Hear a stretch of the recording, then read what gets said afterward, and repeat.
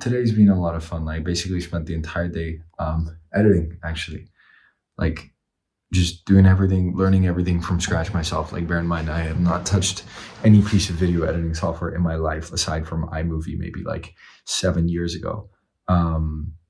Like one time for some random like class, and it's been a lot of fun. And I think one of the major things that it's gotten me reflecting on and like kind of excited about is just being scrappy again. Like, when I was 13, when I started kind of figuring things out, I wasn't figuring things out. I was just building stuff. I was just building stuff for the sake of building things. And I didn't have a credit card or any money to spend, and I couldn't ask my parents for anything. And so everything I did, I just had to figure out how to do by myself. Like, I couldn't hire a designer. I couldn't hire a program. Like, I couldn't do anything. So it was just, everything was just, how do I figure this out by myself for free? Like, no paid subscriptions. Anything with a credit card was immediately a blocker. So everything, outside of that was fair game. But I had that constraint and I didn't really care, and I just made stuff happen. And that was my mentality that kind of got me to just learn to figure things out. And it was one of the most valuable, I think, like, from then until I was 17, I was just super, super scrappy, figuring everything out. And over the last 2.5 years, I've been building a software engineering company. And it's been very good fun, and I love it. But at the same time, I mean, one of the things, like, as you grow a bigger business, you have more resources, you allocate those resources. But yeah, recently I put more constraints on myself because I want to build more runway as a company, and I want to control our burn rate a little bit better and cash flow and whatever. And so I was like, okay, I want to build up to a full 12 months of runway, which we're not at yet. And so I added this constraint of not being able to spend money. And one of the things which I've been wanting to do is, like, I want to build company brand, and I want to work on content and stuff. And I think there's whatever, it's super important right now. And I want to build content, especially, like, I started this company out of a place of love and passion for building stuff. That's what got me to basically where I am. And so I want to kind of share that in the content. That's the entire purpose. And I was brainstorming for a very long time. How do I do this? How can I, like, allocate and delegate? It's like, eventually it's just like, no, I'm just going to do it myself. I'm just going to, like, I have an editor as well. Bear in mind, like, I have an editor, and I have no intentions of getting rid. Like, I think he is absolutely tremendously valuable, but I need more. And I've added the constraint of not spending money. And so the only solution is just throwing it in, and throwing myself into it. And I think it's been a lot of fun. I like that love for creating new stuff, something out of nothing, I think, is very much back. But I wanted to make a reminder to people that if you actually want to get something done, like, if you really, really just want something done, you can make it happen. It's just about how bad do you want the thing. It's okay if you don't totally want it, or you're not sure that you want it. That's okay. But if you really, really want something, you can 100% just make it happen if you really stick to it. It's true with the small things as much as it is the big things. The belief that you might not be able to get there serves you absolutely nothing. And so, from a very utilitarian perspective, the most useful belief to have in the pursuit of anything is that you can achieve it. And in doing so, like, you just have to make it happen. And you can, like, if you are scrappy enough, you can just make anything. And there's so many stories of this. Like, I don't need to, like, I'm not some special case. There are plenty of stories of people being scrappy and just getting stuff done. But I think this is one thing that I, like, always, in the most valuable employees, team members, leaders, anything, you basically see this ability to figure things out by themselves. And when I see somebody without that, like, you are putting yourself in a handicapped position through your own kind of intention, by not being somebody who's kind of willing to figure things out. And what I mean by that is, like, there's one engineer. So I work for a client very closely, and I work with our engineering team. And there's one of the more junior engineers specifically.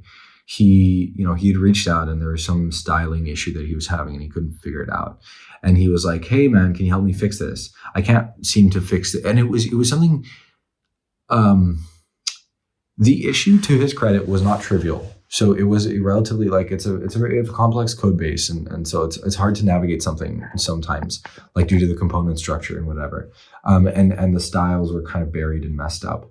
But he was like, "Oh, hey, I can't fix this style thing. It's bugging out. Can you help me?" And I was like, "Come on, you can't figure it out." And it's like, being scrappy and figuring things out is not a question of how much you know. Like, everything that we did on that call was like, I hopped on a call and I solved it with him. But what I helped him solve was, I did not solve because I know more code than him, but that's not what helped me solve the issue. In that particular instance, the single differentiating thing is, like, what makes you scrappy or not is not about how much you know. It is about logical reasoning and critical thinking and creative thinking. Like, that is what makes you scrappy. It is not about how many degrees or years in school you have, or how well you can read, write, or do math. It just comes down to, like, the logical reasoning skills the problem solving skills that you have. Being scrappy is just about problem solving skills. It is about nothing else. There's no minimum education that you need to be scrappy and a good problem solver. It just comes down to, like, solving problems, spotting patterns, and that is a repeatable, practicable skill. It is not something that you learn in school or in a book or in a textbook. You just you learn it by solving more problems, by figuring more things out. In the context, like, when I started things out, when I was 13 and building my first website, the way I learned things was I had a vision, and when I say a vision, I basically saw something else that I thought was cool. I didn't just conjure up some vision out of nowhere. I just saw something and I thought it was cool. For example, a hamburger menu. You know those menus with, like, 3 lines, and then when you click on them, they twist into a cross? So I particularly remember I spent a lot of time figuring out how to do that. And I wasn't happy with the 3 lines becoming a cross. I needed them to animate. I wanted them to spin that particular way. And if you ask me nowadays, it's a ridiculously easy thing to do. But, when I was 13, I had no idea how to do anything, but I didn't care. I was like, I want to do that particular animation. How do I do it? And I would scour the entire internet to find it. And I would slowly piece things together until I figured it out. And so I figured that part out. And then, how do you make the menu pop out from the right side? All right, let's figure that bit out. And that is what it means to be scrappy, to slowly put something together to basically complete the thing. Like, being scrappy is just about problem solving and being willing to do whatever it takes to solve a particular problem. That particular problem doesn't have to be something big and grand. It can literally be, I want a website up and I have no money. How can I make it work? And that was my entire mentality that got me to basically make my first website when I was 13. I was super stubborn about, like, I want to make something and I want people to be able to order from school online, and I will figure out a way how to do it. And, eventually I did. And yeah, anyway, that's been something, like, incredibly refreshing to, like, I mean, my day-to-day is problem solving and figuring things out, a lot of it, right? But I think to be so in touch with, like, to really be creating and learning a tool from complete zero, like, I'm talking complete zero, is, it has been really refreshing, to be honest. Just, like, it feels nice to, like, I wanted more. And I have my team and I've already, like, allocated resources as best I can, but I know that it's a volume game and I just want more. And so, like, I'm just going to roll my sleeves up and do it myself while I don't have more resources to allocate. And that's okay. And I was having a call with somebody earlier today, and my editor, actually, and he runs a company that, relative to mine, is a lot smaller, but for his standards, very, very, like, I think he's doing really well for himself. And despite him doing really well for himself, I was like, my company is doing something in the order of, I think this year we've done, like, maybe almost like 7 times more, or 5 times more, 5 to 7 times more than he has. So, like, relatively a much bigger company. But despite that, I still feel, I was telling him, like, I still don't, like, I don't feel like I'm that far ahead, like, I've done a lot of things and, like, I have a cool quality of life, but I still don't, like, I still play the game really aggressively. Like, I allocate resources very aggressively. I'm allocating into opportunities, some of which fail, a lot of which fail, a lot of which just suck up my money and I don't get anything out of them. But I think that, I mean, that's part of the fun, right? Like, I play very aggressive with risk, and I know that as I build a team, I want to play less aggressive because I have more dependence, and that's part of the reason I'm doing like building up more runway and whatever.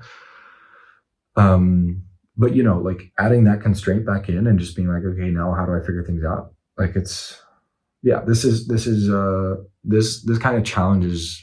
I love it. Like, I really, really love it. And I think if you're somebody who likes that and you like to be scrappy, then you can very much get along in the kind of environment that it takes to build a business.